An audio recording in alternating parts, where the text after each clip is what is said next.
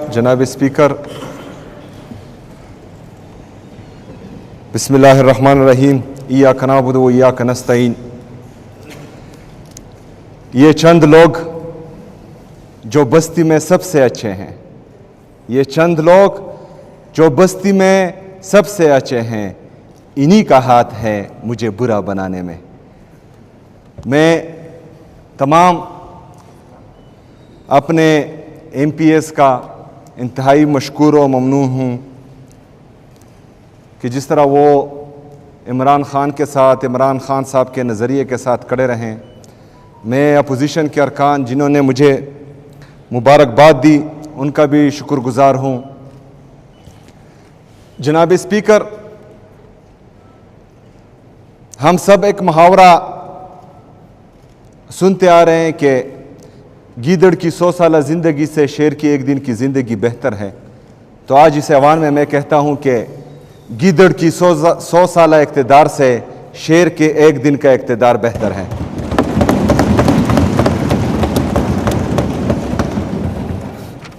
इंशाअल्लाह जितना भी इक़्तिदार रहेगा,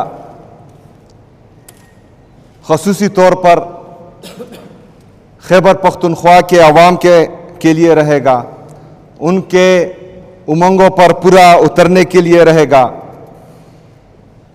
और मैं इस अवाम को गवाह बनाकर कहता हूं, अपने अल्लाह ताला से वादा करता हूं कि इंशाअल्लाह ताला अपनी अवाम का सर झुकने नहीं दूंगा इंशाअल्लाह ताला। जनाब स्पीकर, मेरे लीडर के बारे में बात की गई।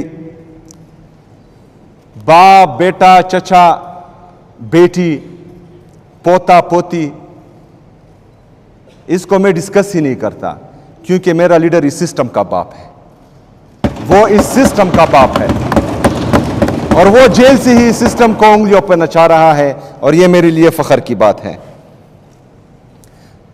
जनाब स्पीकर, अपोजिशन लीडर साहब ने बात की कि परसों जो मीटिंग थी, जो वज़ीर आज़म साहब की तरफ से कॉल की गई थी, वो लॉ एंड ऑर्डर पे थी। वो लॉ एंड ऑर्डर पर बिल्कुल नहीं थी। वो जो मुझे एजेंडा भेजा गया वो सिर्फ 2 पॉइंट एजेंडा था, अफगान रिफ्यूजीज का और फूड सिक्योरिटी का। उसमें लॉ एंड ऑर्डर की बात नहीं की गई थी, पहली बात। दूसरी बात कि मैंने वहाँ अपना नुमाइंदा चीफ सेक्रेटरी साहब जो खैबर पख्तूनख्वा से ताल्लुक़ रखते हैं उसको भी भेजा, और मुज़म्मिल असलम साहब को इसलिए भेजा क्योंकि वो 19 महीने 18 महीने से इस सूबे के तमाम मामलात को देख रहा था और बखूबी खबर था हर चीज़ से। और मैं मुज़म्मिल असलम साहब को खिराज तहसीन पेश करता हूँ कि उसने जिस तरीके से इस सूबे का मुकदमा पेश किया, हम सब उस पर फख्र करते हैं।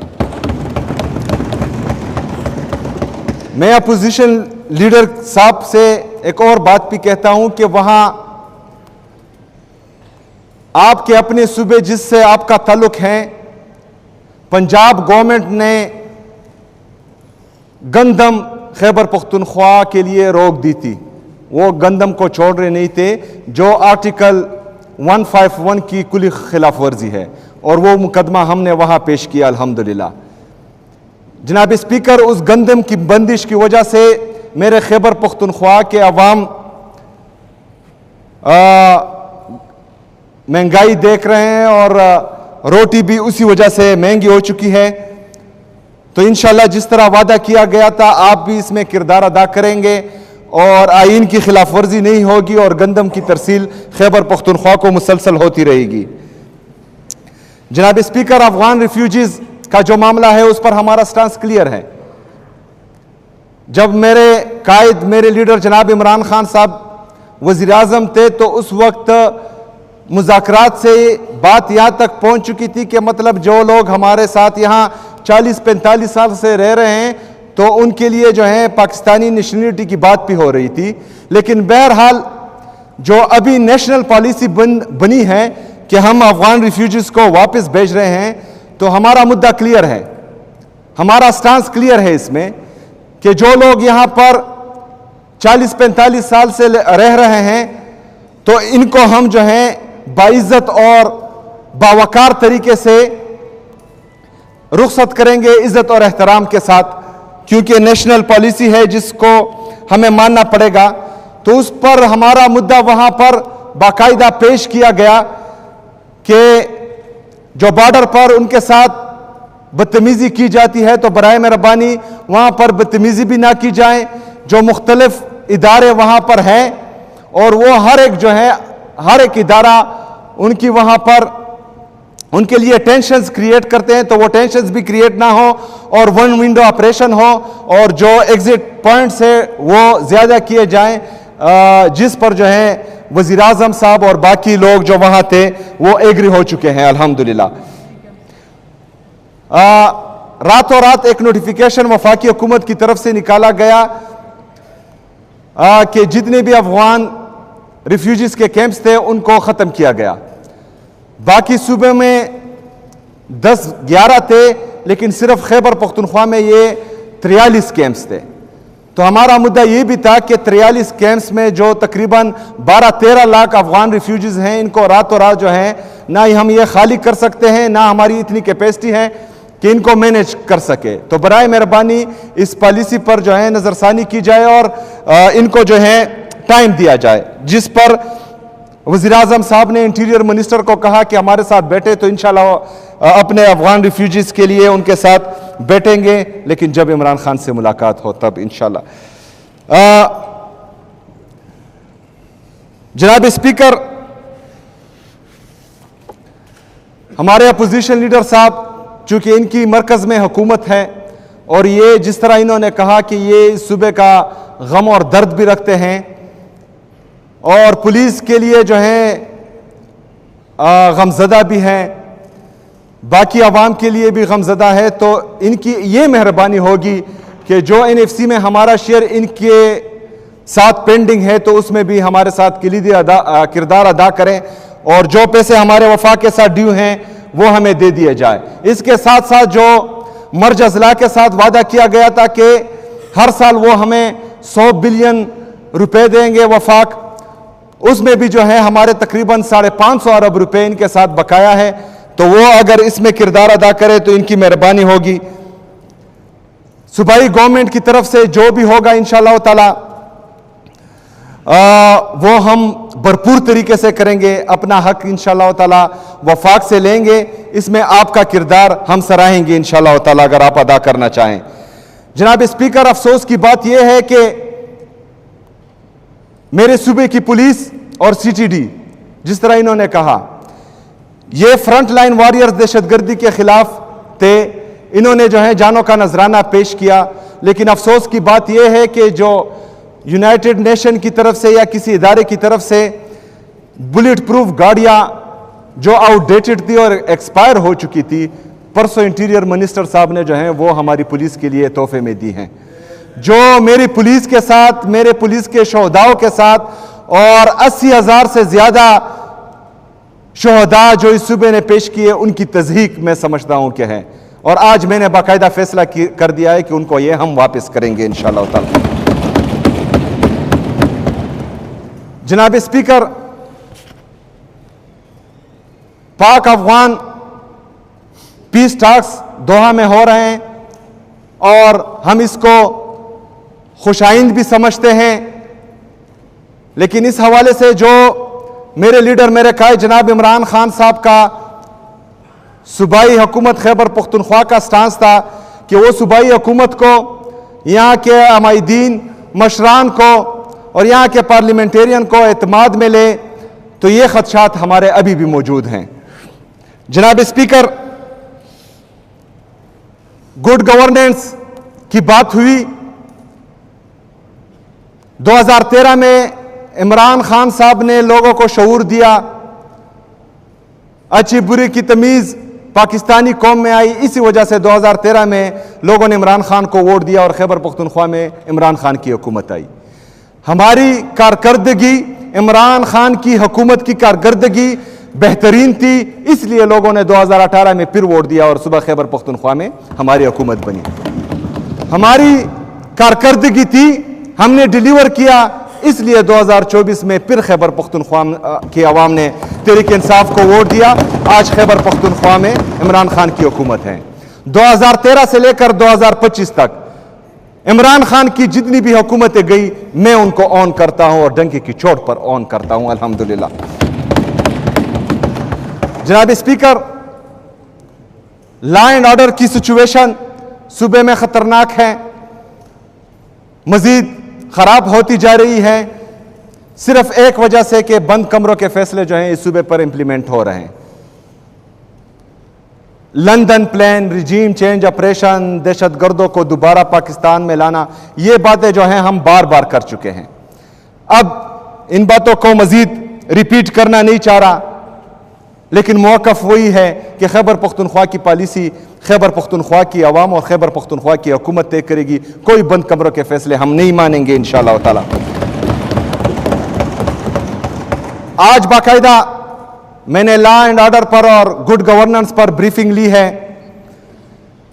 मैंने तमाम इदारों को और ब्यूरोक्रेसी को हिदायत जारी की है। इसमें बाकायदा ऐलानात भी हो चुके हैं, जिसमें मर्ज अजला के लिए मैंने एक ट्राइबल मेडिकल कॉलेज का ऐलान किया है, ट्राइबल यूनिवर्सिटी का भी ऐलान किया है, और इसमें जो है शहीद अरशद शरीफ के नाम से इन्वेस्टिगेटिव और मॉडर्न जर्नलिज्म के लिए एक यूनिवर्सिटी का भी बाकायदा ऐलान किया हुआ है। मैंने ये हिदायत भी जारी की है कि जिस तरह बाकी सूबों में पॉलिटिकल डिस्क्रिमिनेशन के तहत लोगों पर झूठी एफआईआर होती हैं और उनके घरों पर छापे पड़ते हैं और हमारे वहां के कारकुनान के घरों की बेइज्जती होती है, चादर चार दीवारी की पामाली होती है, औरतों को बेइज्जत किया जाता है, इस तरह खैबर पख्तूनख्वा में बिल्कुल नहीं किया जाएगा और काबिल कबूल भी नहीं होगा इंशाअल्लाह ताला। 3MPO के तहत किसी पॉलिटिकल वर्कर को अरेस्ट नहीं किया जाएगा, ये हिदायत भी बाकायदा मैंने जारी कर दिए हैं। हमारे जो तुलबा है, क्योंकि हम स्टूडेंट पॉलिटिक्स से होते हुए यहां तक पहुंचे हैं, स्टूडेंट राइट्स के लिए जो हमारे तुलबा एहतजाज करते हैं, तो बदकिस्मती से इससे पहले उन पर FIR होते थे। मैंने आज ये हिदायत भी दी हैं कि किसी तुलबा पर FIR नहीं होगी। मैंने अपने सूबे के फीमेल्स के लिए फीमेल पुलिस स्टेशंस का ऐलान भी किया है, जिसमें जो है हमारी ख़वातीन को बापर्दा तरीके से वहाँ पर ट्रीट किया जाएगा और उनके साथ जो है वो अपने मामलात और अपनी जितने भी मसले मसाइल हैं वहाँ पर बाइज़्ज़त और बावकार तरीके से हल करेंगे इंशाअल्लाह ताला। मैंने इमरान खान के नज़रिए के तहत आज हिदायत दी है कि करप्शन के लिए ज़ीरो टॉलरेंस होगा।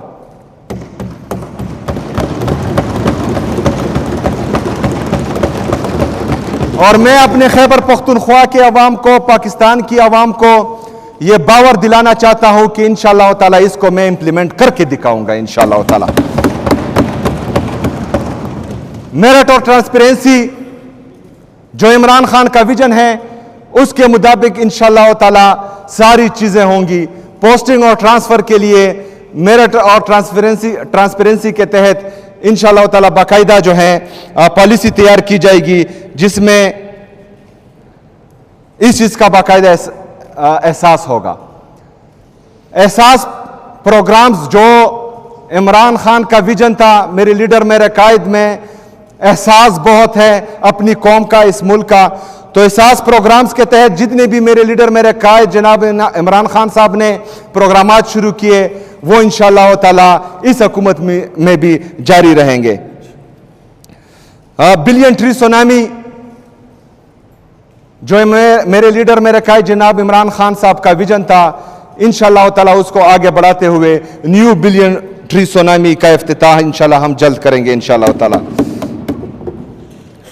इसी तरह हेल्थ और एजुकेशन, टूरिज्म, फॉरेस्ट्री, इन सब में आहिस्ता आहिस्ता जो है आप लोगों को महसूस होगा कि इंशाल्लाह ताला कि इस दफा it will be not business as usual. इस दफा जो है इंशाल्लाह ताला आप लोगों को तब्दीली हकीकी मानों में नजर आएगी इंशाल्लाह ताला। जनाब स्पीकर, अब मैं आता हूं दूसरे दिन से, मतलब जिस दिन मेरा नाम अनाउंस हुआ उस दिन से लेकर मेरे हल्फ के दूसरे दिन तक जो प्रेस कॉन्फ्रेंसेस हुई, जो बयानिया गढ़ा गया, जो मेरे पे इल्जाम लगे, इस इलेक्शन को सबोताज करने की कोशिश की गई, लोगों को डराया धमकाया गया, इस्लामाबाद से लोग आए, यहां पर प्रेस कॉन्फ्रेंसेस की गई, वफाकी वज़रा ने मनगढ़ंत इल्जामात लगाने की कोशिश की, और अभी जो है एक बयानिया बनाया जा रहा है कि मुझे नाकाम करने के 100 तरीके। दूसरे दिन से जो है इस बयानिए पर काम शुरू हो गया था। दूसरा, इसके साथ साथ कि ये वफाक के साथ या इदारों के साथ टकराव करेगा, यह बयानिया भी बनाया जा रहा है। अगर आईन और कानून की बात करना टकराव है तो है, मैं आईन और कानून की बात करूंगा और डंके की चोट पे करूंगा। अगर अपने लीडर, अपने कायद जनाब इमरान खान साहब से मिलने की बात मैं करता हूं, क्योंकि उसकी वजह से मैं आज इस सीट पर बैठा हूं, उसकी वजह से आज अल्हम्दुलिल्लाह मैं वज़ीर आला बना हूं अल्लाह के फजल और करम से। उससे मिलने के लिए मैं बाकी चीजों का बाइकाट करता हूं। अगर यह टकराव है तो मैं बार बार करूंगा यह बात। अगर अपने लोगों की बात करना, इस सूबे की बात करना, इस सूबे की आवाम के लिए अमन चाहना, इस सूबे की आवाम के लिए तरक्की खुशहाली चाहना टकराव है तो यह बात तो मैं करूंगा, डंके की चोट पे करूंगा। अगर किसी को तकलीफ है तो 1000 बार सही, मैं तो यह करूंगा। जनाब स्पीकर, चूंकि हुकूमत कैबिनेट होती है और मेरी कैबिनेट इसी वजह से पेंडिंग है कि मुझे अपने लीडर, अपने कायद जनाब इमरान खान से मिलने नहीं दिया जा रहा। इसके लिए जितने भी कानूनी रास्ते थे मैंने अपनाए हैं। मैंने पंजाब और फेडरल गवर्नमेंट को लेटर भी लिखा है, मैंने चीफ जस्टिस ऑफ पाकिस्तान को लेटर लिखा है, मैंने इस्लामाबाद हाई कोर्ट में पटिशन भी दायर की है जिसकी सुनवाई इंशाल्लाह जुमेरात को एक दफा फिर होगी। आज थी जुमेरात का वक्त मिला है। जितने भी कानूनी तरीक़ेकार हैं वो मैं आजमा रहा हूं। मैं यहां पर अपोजिशन के जितने पार्टियां हैं इन सब से भी कहता हूं, क्योंकि मैंने किसी और के पास नहीं जाना, मैं जमहूरी बंदा हूं। मैंने जमहूरियत पर जो है यकीन रखना है और मैं जमहूरी तरीके से अपने लीडर, अपने कायद से मिलूंगा। अगर फर्ज करे फिर भी मुझे मिलना नहीं दिया जाता तो मैं अपने अवाम के पास जाऊंगा और अपना मुकदमा अपने अवाम के सामने रखूंगा इंशाल्लाह ताला, और वो फिर जो है मेरा अवाम मेरा इंसाफ करेगी इंशाल्लाह ताला। इसी जिम्मे में जुम्मे को इंशाल्लाह ताला मैं चारसदा की अवाम के पास जा रहा हूं, वहां अपना मुकदमा रखूंगा। 25 अक्टूबर को खैबर के अवाम के पास जा रहा हूं, अमन जरगे में अपना मुकदमा उनके सामने रखूंगा। इतवार के दिन इंशाल्लाह ताला मैं करक जा रहा हूं, करक के अवाम के सामने अपना मुकदमा रखूंगा और आगे का अमल इंशाल्लाह ताला करक में दूंगा। बहुत शुक्रिया, बहुत मेहरबानी। व मा अलैना इल्लल बलाग।